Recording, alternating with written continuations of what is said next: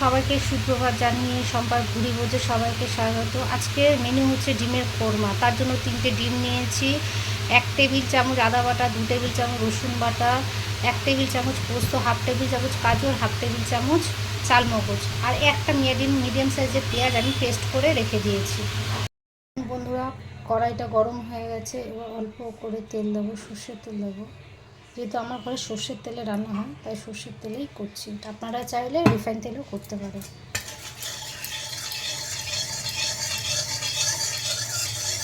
ভালো করে গরম হলে এবার ডিমগুলোকে হালকা করে আমি ভেজে তুলে রাখবো। তেল গরম হয়ে গেছে, অল্প পরিমাণ আমি তেলের মধ্যে নুন দিয়ে দিলাম যাতে ডিমটা যাতে না থাকে। তেল গরম হয়ে গেলে এর মধ্যে এক এক করে ডিম ছেড়ে দেবো। ডিমটাকে হালকা করে ভেজে নিতে হবে, কড়া করে ভাজবেন না, আমাদের ডিমের কোরমা থাকতেই ভালো লাগে।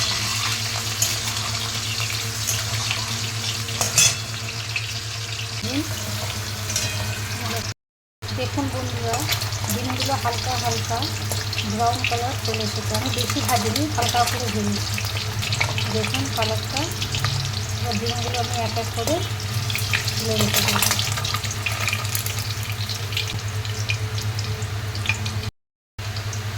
এবারে আমি ফোড়নগুলো দিয়ে দেবো।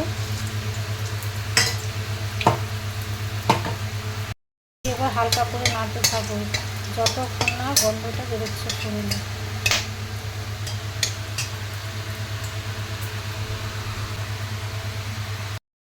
ফোড়নে একটা গন্ধ উঠে গেছে, এর মধ্যে আমি পেঁয়াজ দিলাম, আদা রসুনের পেস্ট দিলাম, দিয়ে এবার ভালো করে কষাতে হবে যতক্ষণ না পেঁয়াজ আদা রসুনের গন্ধটা চলে যায়।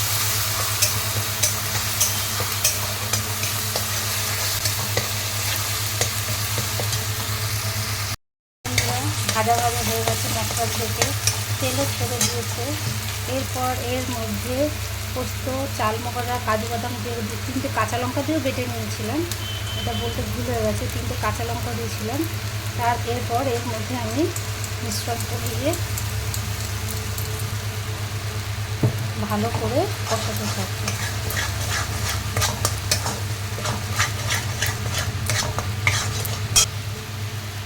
অল্প পরিমাণে একটু চিনি দিয়ে দিলাম।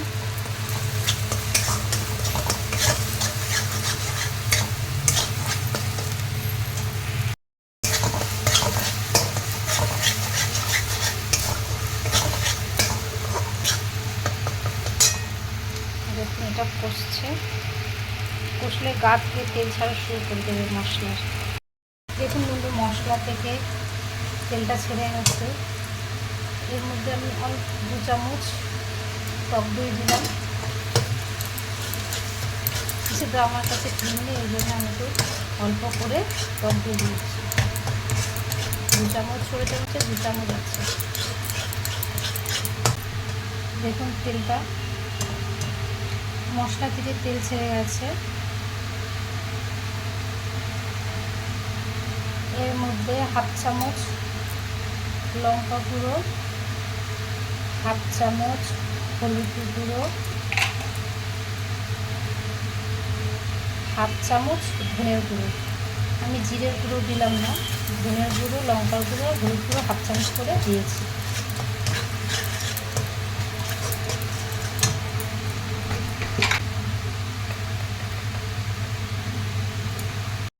আর অল্প একটু নুন দেবো স্বাদ অনুসারে।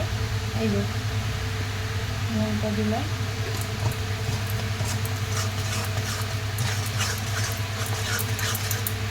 প্রথমে আমি নুন দিয়েছিলাম, তার জন্য আমি সামান্য, নুনটা একটু কম হয়েছিল, তার জন্য সামান্য পরিমাণে আমি একটু নুন দিয়ে দিলাম।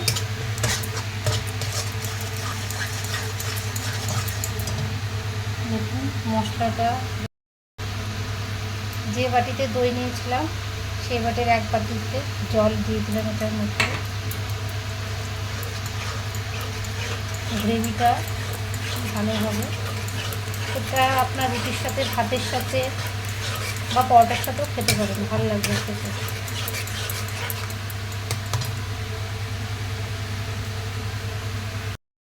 দেখুন বন্ধুরা, রেডি হয়ে গেছে। মশলা থেকে তেলটা ছেড়ে দিয়েছে। এবারে আমি 3টে ভাজা ডিম দিয়ে দেবো, দিয়ে ভালো করে নাড়িয়ে নামিয়ে দেবো। নামানোর পর আমি সামান্য ওপর থেকে একটু ঘি দিয়ে দেবো।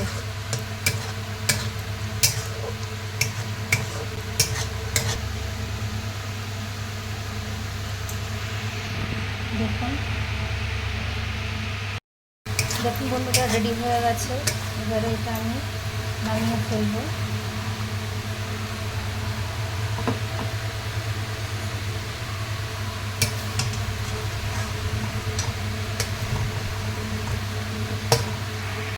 নামিয়ে ফেলছি, চিনতে দিয়ে উঠছে না বলে যেন হাতা দিয়ে তুলতে হচ্ছে, যেহেতু আমি একাই নিজেই ভিডিও করছি। একাতে ভিডিও করছি আর একাতে রান্না করছি।